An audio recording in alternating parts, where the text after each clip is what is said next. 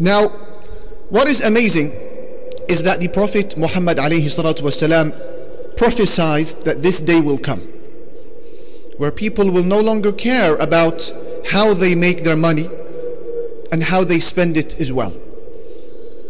He said, as Imam al-Bukhari narrates on the authority of Abi Hurairah, يأتي على الناس زمان لا يبالي المرء من أين أخذ أمن حلال أم من حرام. He said, a day will soon come where people will no longer care about where they take their earnings, whether it is from halal or whether it is from haram. It is all the same to them. Now, what is even more amazing is that when we look at how the Quran speaks about sins, it is harsh, it reminds us of its consequences, and it does not fall short in doing so. Take, for example, zina, fornication, adultery, wal-'iyadhu billah. The Quran denounces it in the harshest of terms, and it speaks about its consequences. When we talk about as-sariqa, theft, shurbul khamri, consumption of alcohol, lying, false testimony, cheating, the Quran does not fall short in denouncing these sins and explaining the enormity of them. However, when the Quran speaks about the topic of finances, the tone of the Quran changes altogether. Take, for example, the topic of interest, and notice the tone of the Quran. Allah Almighty said, فَإِن لَمْ تَفْعَلُوا فَأْذَنُوا بِحَرْبٍ مِّنَ اللَّهِ وَرَسُولِهِ. If you don't stop using it, then take notice of war from Allah and His Messenger. We don't find a tone like this used in the Quran for any other sin other than the use of finances in haram. And that is why Ibn Kathir, he said about this ayah, that Abdullah ibn Abbas, the companion, he said, يُقَالُ لِآكِلِ الرِّبَى يَوْمَ الْقِيَامَةِ خُذْ سِلَاحَكَ لِلْحَرْبِ. It will be said to the consumer of interest on the day of judgment, take your weaponry, prepare your sword, here is your shield, you are going to war with Allah. La ilaha illallah. Such is the enormity and the size and the gravity of the topic of amwal, finances, in the eyes of Allah subhanahu wa ta'ala. But here we must ask a question. What does it mean when we hear the term al-malul haram, prohibited wealth? What does that mean? Is it limited to the obvious sources of haram income, like buying and selling, trading with alcohol, trading with intoxicants, tobacco, drugs, whatever it may be, using interest? And the answer is no. The concept of prohibited wealth in Sharia is a lot wider than that. And here are three categories as an example of prohibited wealth. The first category is something that is permitted, but it is purchased from haram wealth, so it becomes haram. Something that is permitted, like fish, vegetables, beef, these types of products, it is by default permitted. But when it is purchased from haram money, it becomes haram.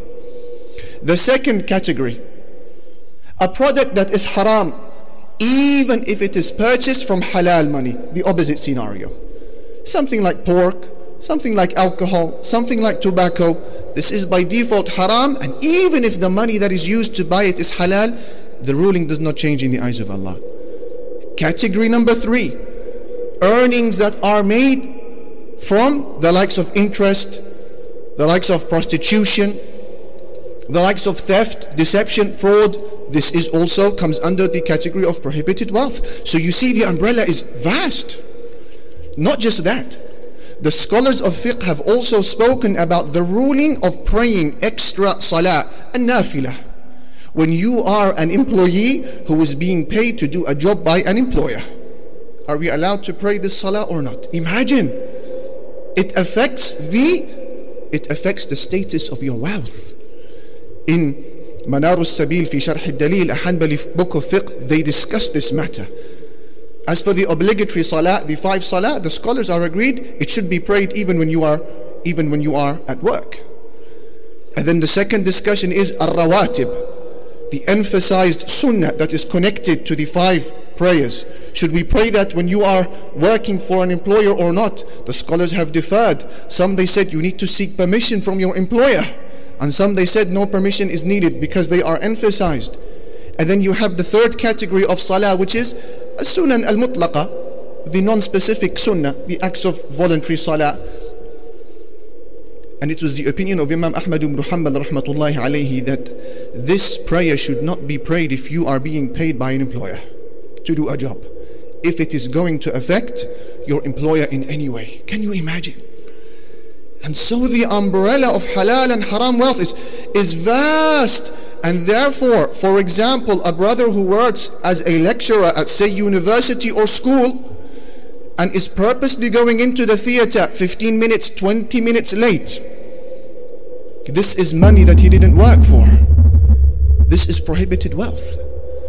Somebody who uses his 9 till 5 work in order to do online shopping, or to take his kids to school and bring them back from school, what type of wealth is this? You are not paid to do that.